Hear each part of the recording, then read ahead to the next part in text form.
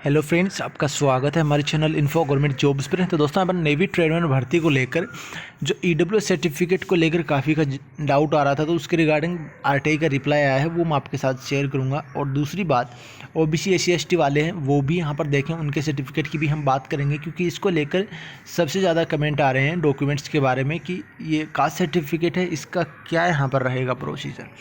तो स्टार्ट करते हैं। चैनल को सब्सक्राइब, बेल आइकन को हिट जरूर कर लीजिएगा आगे की अपडेट के लिए। तो सबसे पहले दोस्तों, रिज़ल्ट की अगर हम बात करें तो रिज़ल्ट आपका अभी सितंबर तक आने के चांसेस हैं, मुझे जहां तक पता है।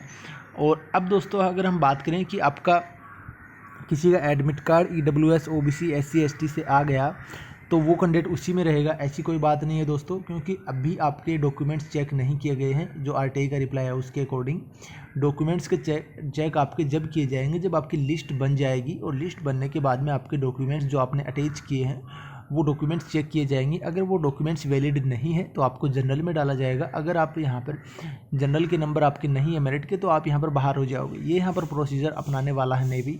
तो फिलहाल जो मैं आपको सबसे पहले मैं बता दूं कि जो कितने कितने पुराने वाले लगाए हैं, तो सबसे पहले तो आपका बेस्ट प्रायोरिटी तो ये रहेगी कि आपका सेंटर का सर्टिफिकेट है तो आपका बिल्कुल मान्य है, कोई दिक्कत नहीं होगा उसमें, और वैलिड होना चाहिए वो सेंटर वाला सर्टिफिकेट। अब किसी ने स्टेट का लगा दिया है तो स्टेट का भी आपका हिंदी और इंग्लिश दोनों चल जाते हैं सेंटर के अंदर। अगर वहाँ उसके अंदर कहीं पर भी ये मेंशन नहीं है कि ये स्टेट के लिए ही मान्य है, जैसे कि कुछ स्टेट्स में आपकी डिफरेंट छूट है ईडब्ल्यूएस का, जैसे कि राजस्थान के अंडर सेंटर का है उसमें तो बहुत ही कम छूट है, और राजस्थान स्टेट के अंदर बहुत ज़्यादा छूट दे दी गई है। तो वो दोनों अगर सर्टिफिकेट राजस्थान वाले किसी कैंडिडेट ने अगर स्टेट का लगा दिया तो वो यहाँ पर मान्य नहीं होगा वहाँ पर। और जैसे कि बिहार है, शायद बिहार का सेम यहाँ पर छूट है, तो वो शायद हो सकता है कि स्टेट वाला और सेंटर वाला दोनों समान छूट है, तो वो मान्य हो सकता है। फिलहाल के लिए हम देख लेते हैं कि कितने साल वाला वैलिड। चाहे कोई क्वेश्चन हो, कोई डाउट हो या कोई कॉन्सेप्ट समझ में ना आए, बोर्ड हो या जेई नीट, पढ़ाई में कोई भी दिक्कत आ रही हो, उसका सॉल्यूशन है फिलो ऐप। अपने डाउट को किसी भी टाइम क्लियर करें सिर्फ 3 इजी स्टेप से। सबसे पहले इस ऐप को प्ले स्टोर या ऐप स्टोर से डाउनलोड कर लें, अपने फ़ोन नंबर से इजी साइन अप कर लें, अपने क्वेश्चन का फ़ोटो लें या उसे टाइप करें और सबमिट कर दें। फिलो आपको 60 सेकंड में इंडिया के टॉप एक्सपर्ट से लाइव कॉल पर कनेक्ट कर देगा। So guys, any question just ask फिलो, download link description में है। सबसे पहले दोस्तों, हम नोटिफिकेशन के आधार पर देखें। ये वही नोटिफिकेशन है जिसमें आप यहाँ पे वैकेंसी में अप्लाई किए हो। तो इसमें अगर हम देखें कि क्या यहाँ पर दिया गया है, तो वो ज़रूरी है कि कितने साल तक आपका चल जाएगा। तो यहाँ पर आपका दिया गया है, नीचे देख सकते हो, यहाँ पे SC ST EWS candidate should be processing in a latest caste certificate for claiming as other. यहाँ पर कोई छूट, आपका रिजर्वेशन और आपका ओरिजिनल डॉक्यूमेंट आपको डिमांड होगा तब आपको प्रोवाइड करना होगा। लेटेस्ट यहाँ पर मांगा गया है, यानी कि जितना नया हो वो आप लगा सकते हो। बाकी आपने पुराना लगाया है तो भी यहाँ पर अगर उसके सर्टिफिकेट के अंदर कहीं पर ये मेंशन नहीं है कि ये उसी फाइनेंशियल ईयर के लिए है जिसमें आपने अप्लाई किया है, तो आपको कोई प्रॉब्लम नहीं होना चाहिए इसमें।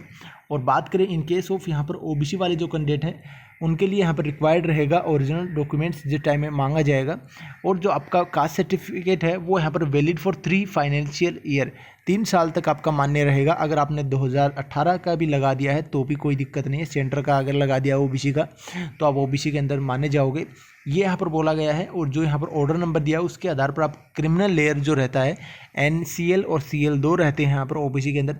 क्रिमिनल लेयर में जो रहते हैं वो 8 लाख से अबाउ जिनकी आय है वो क्रिमिनल लेयर में रहते हैं, तो उनको छूट नहीं दिया जाता है। और जो NCL यानी कि नॉन क्रिमिनल लेयर जो रहता है, जिनकी सालाना आय 8 लाख से कम रहती है, उनको यहाँ पर NCL के अंदर रखा जाता है। तो ये यहाँ पर ओबीसी वालों को 3 साल का अगर किसी ने पुराना लगा दिया है सेंटर का तो उसको कोई प्रॉब्लम नहीं होगा, ये यहाँ पर साफ लिखा गया है। अब SC ST EWS का नया लगाना है, अगर पुराना भी लगाया है तो आपका SC ST का तो साइज पुराना चल जाएगा, कोई प्रॉब्लम नहीं होगा। बात यहाँ पर EWS का आता है, क्योंकि EWS का जो सर्टिफिकेट है वो यहाँ पर एक फाइनेंशियल ईयर के ही लिए बनता है। तो दोस्तों, एक आरटीआई का जब रिप्लाई आया था तो उन्होंने इस लेटर का यहाँ पर मेंशन किया था कि इस लेटर के अंदर सब कुछ मेंशन है। तो ये लेटर नंबर आप देख सकते हो, इसके अंदर जो 31 जनवरी 2019 को जारी किया गया, इसी लेटर का यहाँ पर जिक्र था। तो इसके अंदर आपका फॉर्मेट दिया गया है कि क्या क्या यहाँ पर आपको बनवाना है। तो यहाँ पर ये जो आपका क्राइटेरिया है वो रखे गए थे कि 5 एकड़ से ज़्यादा यहाँ पर लैंड या इससे ज़्यादा नहीं होना चाहिए, और आपका फ्लॉट है वो 1000 स्क्वायर फीट या इससे ज़्यादा नहीं होना चाहिए, तभी आप सेंटर के अंदर शामिल हो गए। जबकि राजस्थान के अंदर ऐसा कोई रूल नहीं है। राजस्थान के अंदर सेम OBC वाला कर दिया गया है, 8 लाख वाला। उससे ज़्यादा, उससे कम अगर आए हैं तो आप EWS में भर सकते हो, राजस्थान स्टेट के लिए, ना कि सेंटर के लिए। सेंटर में यहाँ पर यही चीज़ लागू है। तो ये आपका रहेगा। और जो आपका सर्टिफिकेट है वो कैसा बनेगा, वो फॉर्मेट यहाँ पर दिया गया है। अब आप बोलोगे कि नेवी वाला फॉर्मेट, तो नेवी वाले फॉर्मेट की कोई ज़रूरत नहीं है। अगर आपने सेंटर का फॉर्मेट लगाया है तो वो आपका मान्य रहेगा, कोई प्रॉब्लम नहीं होगा। ये यहाँ पर देख सकते हो, ये सर्टिफिकेट यहाँ पर EWS के लिए है, जो कि आपका सिग्नेचर ऑफ ऑफिस और आपका जो आपका रहता है SDM या DM के द्वारा है, जो मान्य हो जाता है यहाँ पर। तो इसके अंदर लिखा गया गवर्नमेंट ऑफ आपका जो भी गवर्नमेंट रहेगा वो, और इसके बाद में आपका नेम और एड्रेस वगैरह सब कुछ लगेगा। वैलिड फॉर फाइनेंशियल ईयर, ये यहाँ पर लिखा गया है कि किस साल तक आपका मान्य है। तो ये उस टाइम में अगर फॉर्म आया हो उस टाइम तक आपका मान्य है तो आपका यहाँ पर ये चल जाएगा। अगर उस समय तक ये मान्य नहीं है तो आपको प्रॉब्लम क्रिएट हो सकता है। तो ये यहाँ पर बनेगा। और अगर जैसे कोई स्टेट का भी किसी ने लगा दिया है और उसके अंदर ये चारों पॉइंट मान्य है, चारों पॉइंट लिखे गए हैं, और उसके अंदर कहीं पर भी ये नहीं लिखा है कि ये सिर्फ स्टेट के लिए है, तो वो सर्टिफिकेट भी सेंटर के अंदर मान्य हो जाएगा, मुझे जहाँ तक पता है। तो ये फॉर्मेट आपको आपके पास है, चाहे वो ऑनलाइन हो चाहे ऑफलाइन हो चाहे कैसा भी हो, तो उसमें नेवी का कोई भी ज़रूरत नहीं है कि नेवी के फॉर्मेट को आपको लगाना है। अब दोस्तों जो RTI वाला है वो हम देख लेते हैं। और हाँ दोस्तों, अगर ये कमेंट करेंगे काफ़ी ज़्यादा कि हमने उसका साइन करवाया, क्योंकि मेरे पास काफ़ी लोग भेज देते हैं डॉक्यूमेंट्स, तो मैं उनसे यही वीडियो बना रहा हूँ। इसी वीडियो का मैं लिंक दूंगा सभी को, क्योंकि मैं सभी को अलग अलग नहीं बता सकता। तो इसमें किसका मान्य रहेगा, तो ये यहाँ पर देख सकते हो आप। डिस्ट्रिक्ट मजिस्ट्रेट आपका है, अगर DM है तो उसका, और ADM अगर है एडिशनल डिस्ट्रिक्ट मजिस्ट्रेट कोई है तो वो भी रहेगा। कलेक्टर का भी रहेगा, डिप्टी कमिश्नर का है उसका भी मान्य रहेगा, ADC का यहाँ पर आपका एडिशनल डिप्टी कमिश्नर है उसका भी मान्य रहेगा। फर्स्ट क्लास स्टेशनरी मजिस्ट्रेट है उसका भी मान्य रहेगा, और आपका SM जिसे बोल सकते हैं हम। और SDM आपका सब डिवीज़न मजिस्ट्रेट जो है SDM उसका मान्य रहेगा। इसके बाद तालुका मजिस्ट्रेट है, इसका भी मान्य रहेगा। एग्जीक्यूटिव मजिस्ट्रेट है EM जिसे बोल सकते हैं, उसका भी रहेगा। और एक्स्ट्रा असिस्टेंट कमिश्नर है उसका भी मान्य रहेगा, EAC का भी। तो ये देख सकते हो, इसमें अगर किसी का आपका है तो आप भर सकते हो ना, वो चल जाएगा। चीफ प्रेसिडेंसी मजिस्ट्रेट का भी यहाँ पर CPM का भी मान्य रहेगा। Additional chief presidency manager ACPM का भी मान्य रहेगा, और प्रेसिडेंसी मजिस्ट्रेट PM का भी यहाँ पर मान्य रहेगा। Revenue officer not below the rank of tehsildar यहाँ पर, यानी कि अगर इसके अलावा आपका कोई जैसे ऑफिसर है तो तहसीलदार के रैंक से नीचे नहीं होना चाहिए वो। SDM यहाँ पर दिया गया है, SDM officer of area the where is candidate are is family normally reside. तो यहाँ पर SDO बोला गया है, सब डिविजनल ऑफिसर। तो SDO का भी काफ़ी सातर बनवाते हैं, तो SDO का चल जाएगा, ये यहाँ पर बोला गया है, नॉर्मली चल जाएगा, नो प्रॉब्लम। तो ये अगर इन अधिकारियों से आपका बनाया हुआ है तो वो चल जाएगा। इसके रिगार्डिंग आप ना ही मेरे पास सर्टिफिकेट भेजें, ना ही कमेंट करेंगे किससे बनवाया है, तो आप वीडियो देखें। अब दोस्तों हम RTI देखेंगे।